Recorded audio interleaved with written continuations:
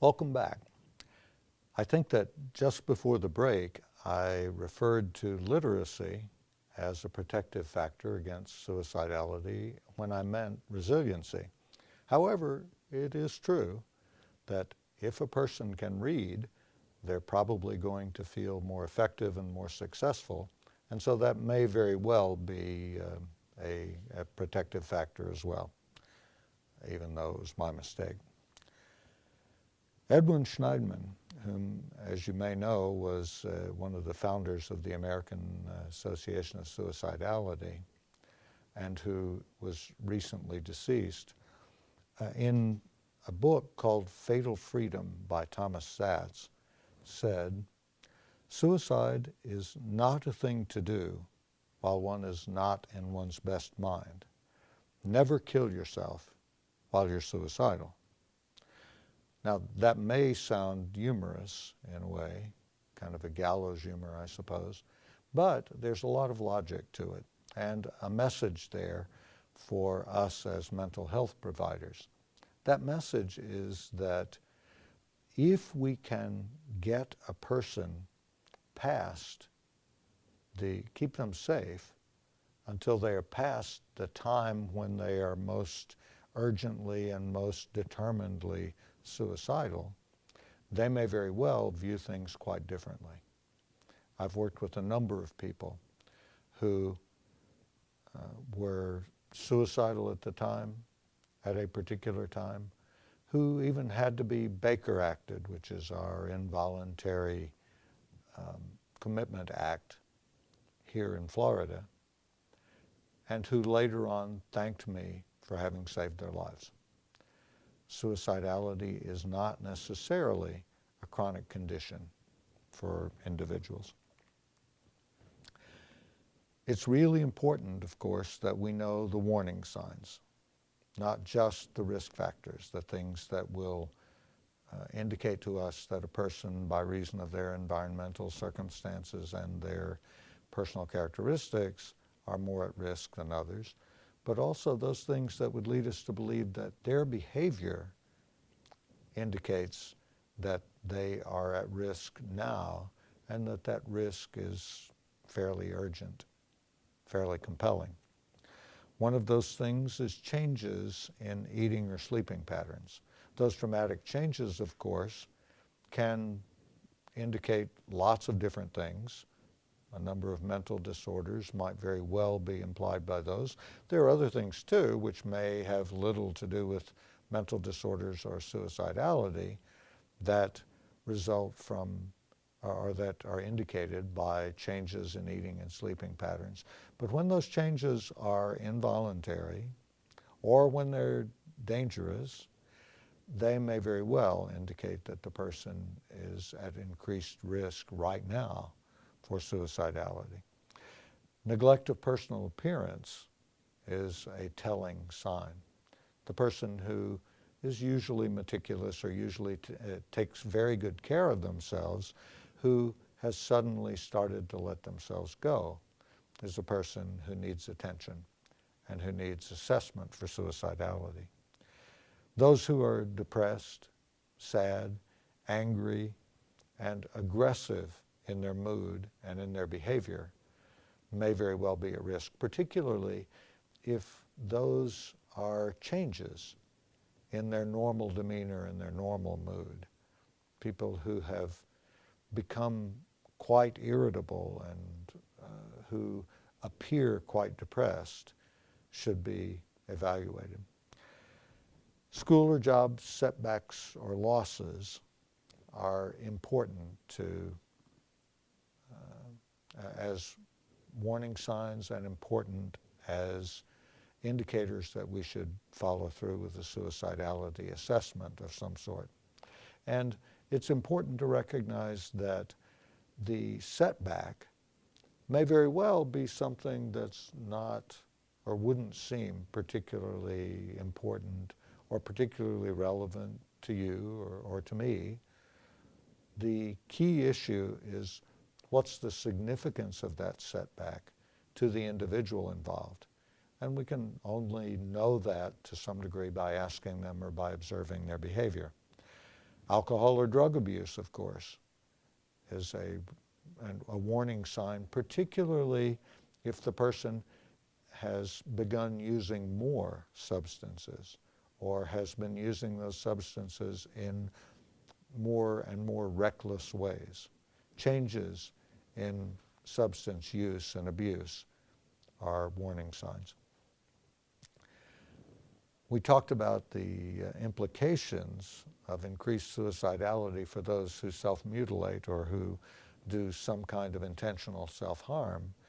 Once again, it's the increase that may very well serve as a warning sign. Are they doing this more frequently? Are they doing this more urgently? Are they doing it in a different way that suggests greater potential for lethality?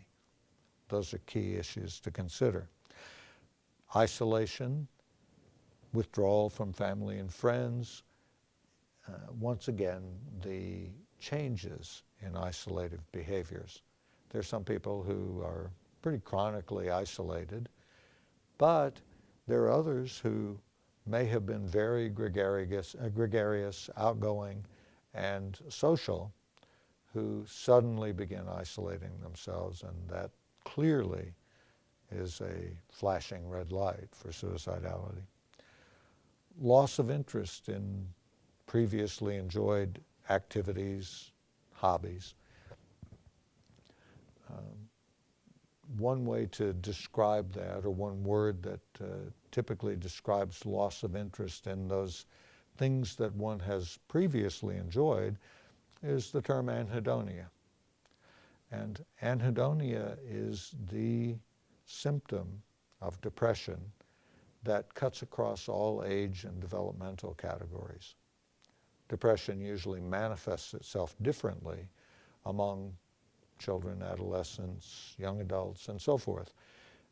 And therefore, the symptomatology may very well differ from age to age and developmental level to developmental level. But the symptom that cuts across all ages and developmental levels is anhedonia. When that is increased, or when a person becomes anhedonic when they have not been before, it's a warning sign. And perfectionism or harsh self-criticism is also a warning sign, particularly if that's a change. The person has become more perfectionistic. The person has become more critical of their own behavior, their own condition, their own circumstances, their own functioning. It's always important to ask about suicidality. What are those signs that become or rise to the level of urgent danger signals or signs? What kinds of things should let us know that we must not leave the person alone, that we must do a thorough evaluation and risk assessment for suicidality? One of those things is a profound sense of hopelessness or helplessness. The individual sees no future whatsoever. The individual does not feel that there is anything that they can do to pull themselves out of the depression that they feel, this terrible situation they're in, and so forth. And that sense of hopelessness and helplessness may very well lead them to conclude that the only alternative for them is to end their life. Self-destructive command hallucinations are urgent danger signals. When a person is hearing voices that say, kill yourself, harm yourself, do something that's drastic, that person is at great risk and clearly should be evaluated further. The person who talks, writes, or hints about suicide should be carefully evaluated. That talking or writing or hinting can be in a number of different forms. It can be casual comments to a friend. It can be an essay that's written for a teacher. It can be something that's posted in their blog on the internet or on some social network. it's very important to take those indications of self-destructiveness, of hopelessness, or of helplessness seriously.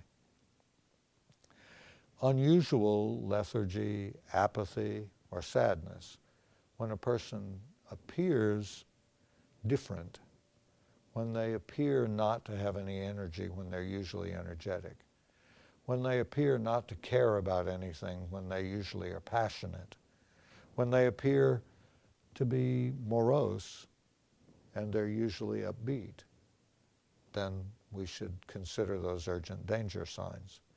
Any extreme changes in behavior, things that are clearly unusual and out of character for that individual, should be assessed further.